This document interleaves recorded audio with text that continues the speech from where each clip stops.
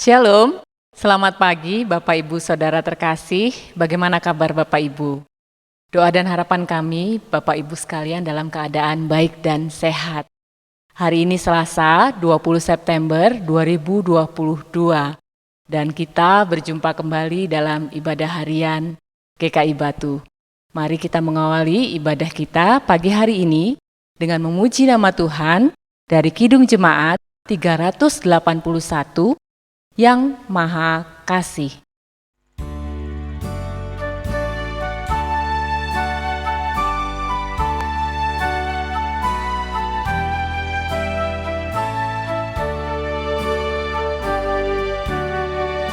Yang Maha Kasih, yaitu Allah, Allah pengasih pun bagiku. Aku selamatlah oleh kasih-Nya kepadaku. Walau dirangkai oleh dosaku, walau dirangkai tak terlepas, aku selamatlah oleh kasih-Nya kepadaku. Walaupun maut upah dosaku, walaupun maut mengancamku, aku selamatlah oleh kasih-Nya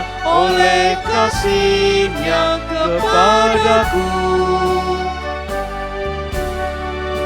Allah mengutus Yesus Tuhanku, Allah mengutus Sang Penebus. Aku selamatlah oleh kasih-Nya kepadaku. Yesuslah kurban tebusan dosa, Yesuslah kurban pun bagiku. Aku selamatlah oleh kasih-Nya kepadaku.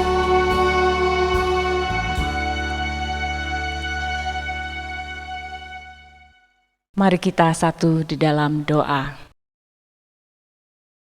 Kami bersyukur untuk kasih-Mu yang menyelamatkan kami ya Bapa.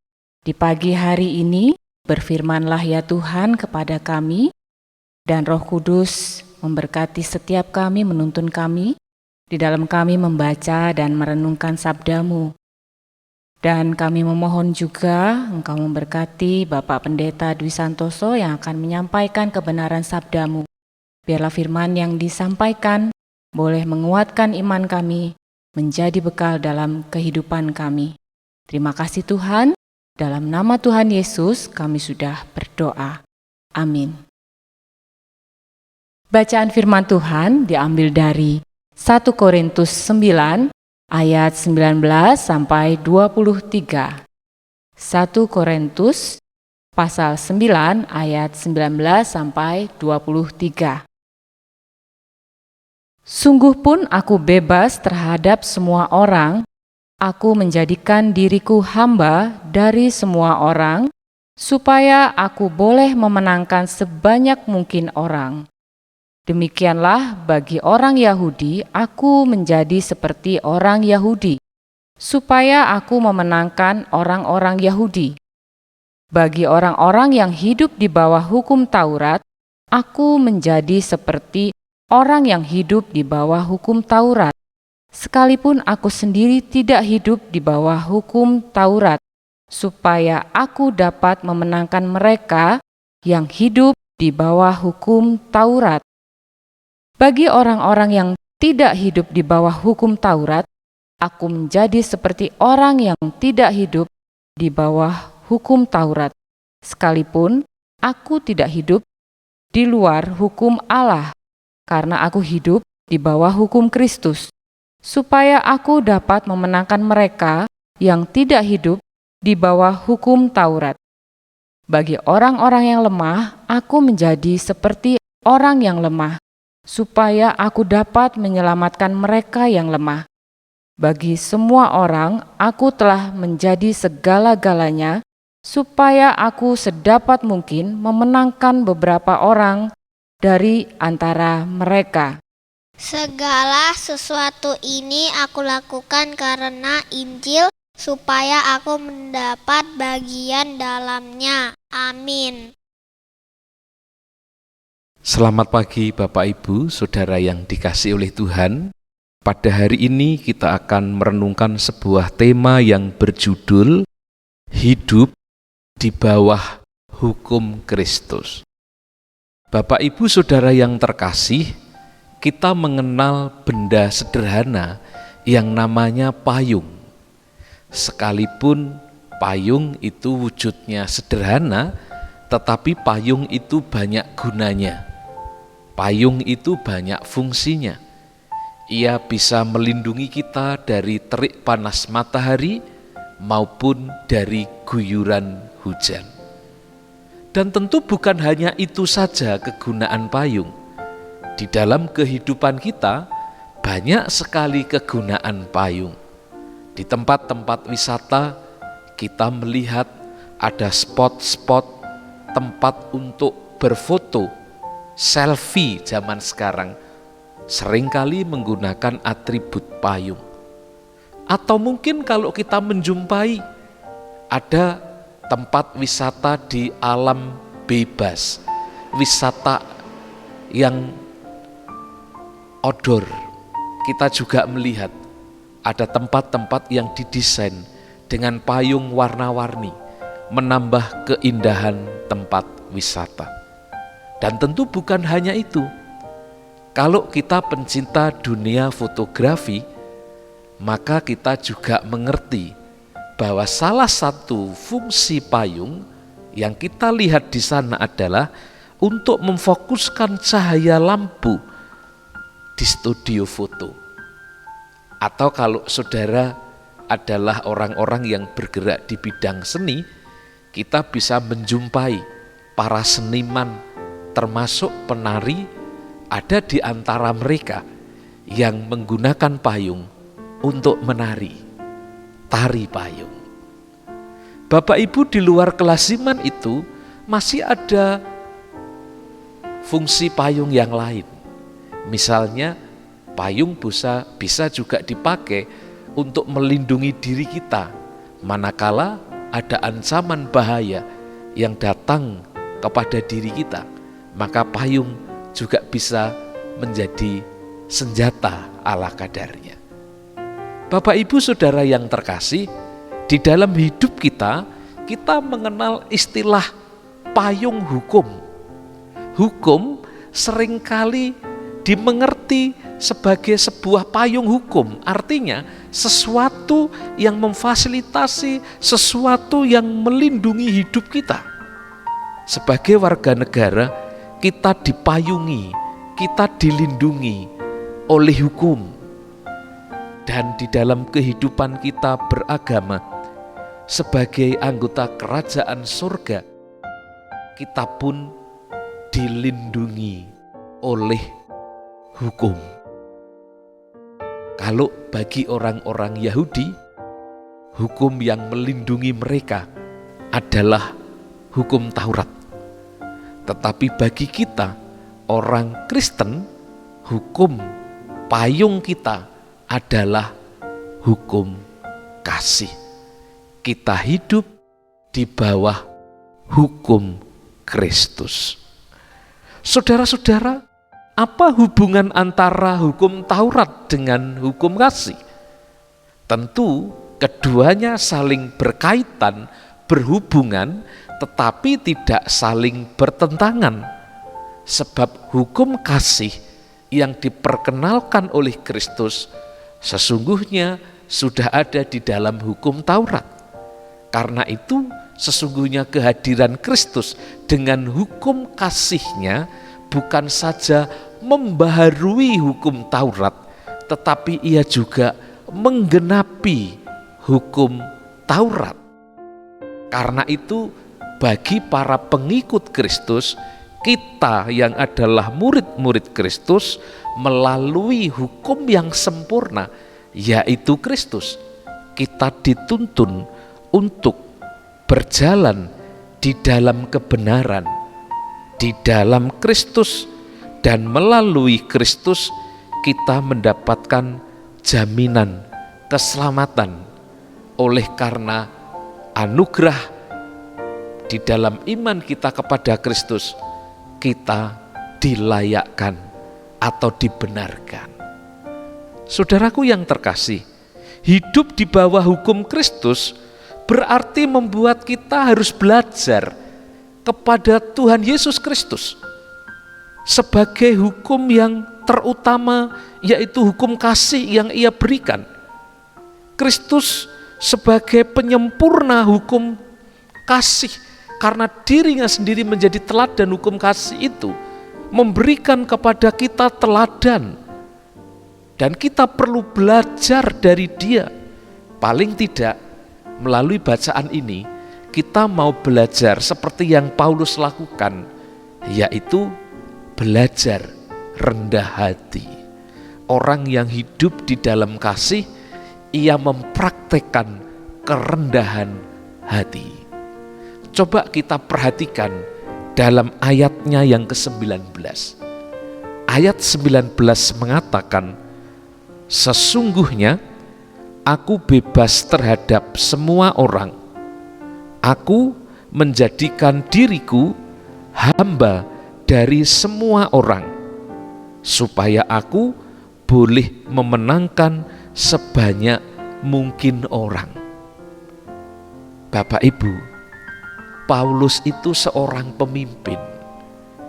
Paulus itu seorang rasul, tetapi gaya hidupnya sangat rendah hati.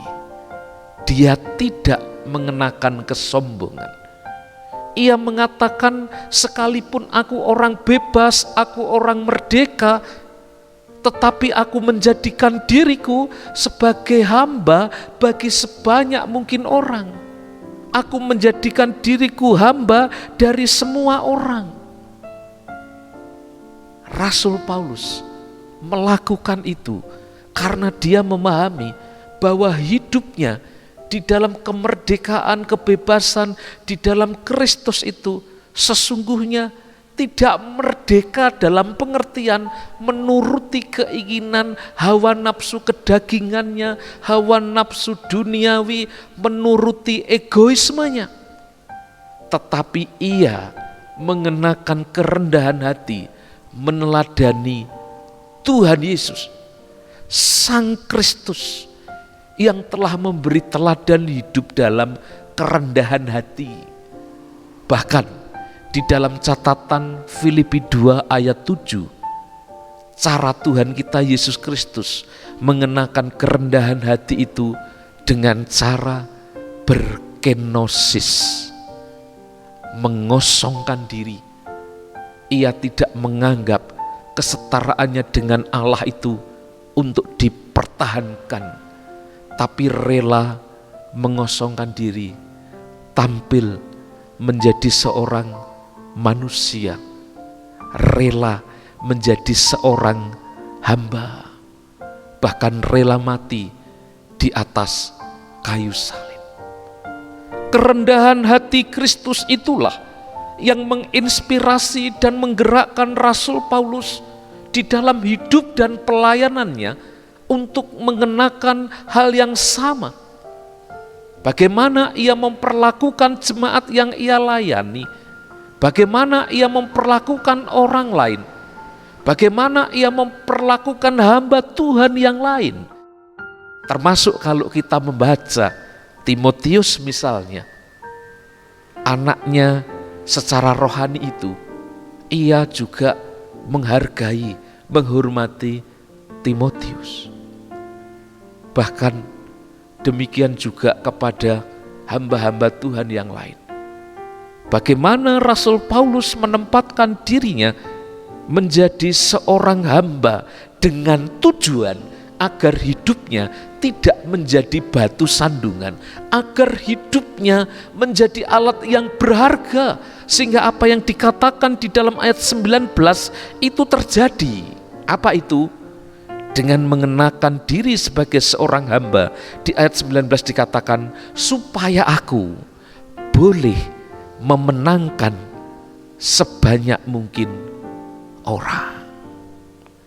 Kerendahan hati membuat hidup kita menjadi dupa yang harum, membuat hidup kita diterima dan disukai orang, dan bukan membuat kita menjadi batu sandungan bagi orang lain. Kalau kehadiran kita diterima, maka berita kesaksian hidup kita, yaitu Injil, dengan mudah dapat dihadirkan.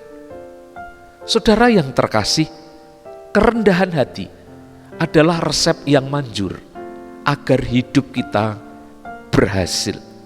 Hidup yang diterima oleh Tuhan dan sesama.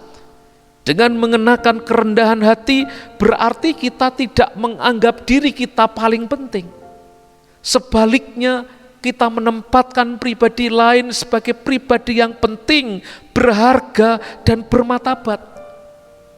Dengan menjadi orang yang mengenakan kerendahan hati sebagai wujud mempraktekkan hidup kasih, hidup di bawah hukum Kristus itu berarti kita rela belajar dari kehidupan orang lain. Berarti kita rela belajar memasuki kehidupan orang lain seperti yang dilakukan Paulus. Paulus mengatakan bahwa hidup di dalam kerendahan hati berarti Paulus sebagai seorang Yahudi, ia rela belajar menjadi seperti orang yang bukan Yahudi. Sebagai orang bersunat, ia rela belajar menjadi orang yang tidak bersunat. Bahkan Paulus rela belajar menjadi segala-galanya. Melakukan apapun demi Kristus. Bahasa dia di dalam ayat 22, menjadi segala-galanya demi pekerjaan pekabaran Injil. Karena itu hidup di bawah hukum Kristus sebetulnya bukanlah hidup yang terbelenggu, tetapi karena cinta kasih kita kepada Kristus sehingga kita menyerahkan kehidupan kita sebagai orang merdeka ini, kita persembahkan, kita taklukkan kepada Kristus yang adalah Tuhan dan kekasih kita. Kita menyerahkan secara sukarela, secara sukacita, dan kita melakukan perintah-perintahnya tidak dengan paksaan. Termasuk ketika kita belajar menjadi orang yang memberi diri, menjadi orang yang rendah hati. Saudara-saudara, kalau begitu, ketika kita hidup dengan mengenakan hukum Kristus, berada di bawah hukum Kristus, berarti kita sedang masuk di dalam persekutuan dengan Kristus. Dan hidup di dalam persekutuan dengan Kristus itu membuat kehidupan kita menjadi semakin mendapatkan kelegaan, damai sejahtera. Karena hukum Kristus bukan belenggu. Kalau kita membaca Injil Matius 11 ayat 28 dan 29. Ketika kita belajar mengenakan kuk yang dipasangkan Tuhan Yesus mengatakan, kuk, belajarlah kepadaku. Belajar mengenakan kuknya Kristus. Karena kuknya Kristus itu ringan. Ya. Bebannya tidak berat. Dan karena itu di dalam dia memanggil, barang siapa yang letih lesu dan berbeban berat, aku akan memberikan kelegaan kepadamu. Kalau kita belajar bersama-sama, bersama dengan Kristus, apa yang berat itu menjadi ringan, termasuk mempraktekkan kasih yang diwujud nyatakan di dalam kerendahan hati. Kristus menjadi teladan bagi kita. Saudara, seperti di prolog di awal yang saya sampaikan tadi, bahwa hukum seperti payung itu berfungsi melindungi. Jika hukum Kristus itu adalah hukum kasih, maka barang siapa mempraktekkan hukum kasih, ia melindungi dirinya sendiri dan juga melindungi orang lain. Barang siapa mempraktekkan kasih, berarti ia menang melawan kedagingannya sendiri. Maka barang siapa rela dan taat menjalankan hukum kasih itu dengan sukacita, maka hidupnya akan berhasil. Orang yang mengenakan hukum kasih berarti orang yang taat terhadap perintah Tuhan. Maka jelas, barang siapa yang taat, ia akan mendapatkan berkat. Tetapi mereka yang tidak taat, mereka akan mendapat laknat. Mari kita belajar untuk taat, hidup di dalam kerendahan hati, mengenakan kasih, hukum Kristus, hukum yang memerdekakan itu, supaya kehidupan kita bersama, kita bisa memenangkan sebanyak mungkin orang. Kiranya firman Tuhan hari ini menolong kita, mengingatkan kita kembali bagaimana kita belajar menjadi murid Kristus yang setia. Tuhan memberkati kita sekalian. Amin. Mari kita berdoa.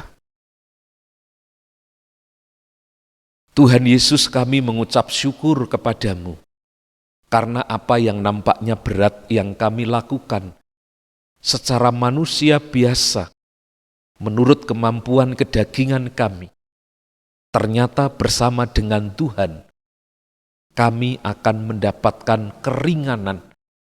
Sebab Tuhan, Engkau sendiri yang akan menolong kami menanggung beban yang kami pikul.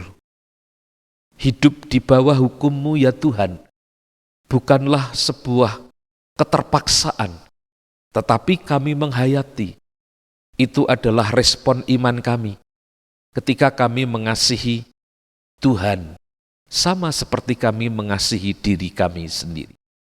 Karena itu ya Tuhan, biarlah di dalam anugerah dan pertolongan-Mu, Engkau Yesus, Sang Pemberi hukum kasih, kami bisa melakukan hukum itu dengan sukacita bersama dengan Tuhan. Terutama ya Tuhan, di tengah-tengah situasi era kenormalan yang baru ini, di mana kami masih harus berjuang, bangkit, baik dari perekonomian kami, atau beberapa orang dari kesehatan, bahkan memulai kehidupan yang baru, dengan lingkungan dan situasi yang baru. Kami berdoa, dengan hukum kasih, kami boleh mengasihi kehidupan yang Tuhan anugerahkan kepada kami dengan baik. Secara khusus kami berdoa untuk jemaat-Mu di GKI Batu. Berkati pekerjaan mereka, berkati rumah tangga mereka, berkati usaha mereka, berkati anak-anak kami, berkati orang tua kami, dan seluruh simpatisan yang mengikuti ibadah ini, baik jemaat maupun simpatisan yang mengikuti dari berbagai tempat. Tuhan, kiranya Engkau menolong setiap kami. Biarlah pada hari ini kami boleh menjalani dan mempraktekkan hukum Kristus itu di dalam kehidupan kami, dengan mengasihi dan mempraktekkan kerendahan hati. Karena itu Tuhan, perlengkapilah setiap kami. Saudaraku yang terkasih, arahkanlah hatimu kepada Tuhan, sambut dan terimalah berkat-Nya. Damai sejahtera Allah yang melampaui segala akal akan memenuhi hidupmu. Damai sejahtera yang mengalir dari Allah Bapa, Putra, dan Roh Kudus akan menolong dan memenuhi hidup kita sekalian mulai saat ini sampai selama-lamanya. Amin. Tuhan memberkati Bapak Ibu Saudara. Selamat pagi, selamat beraktivitas. Salam sehat. Shalom.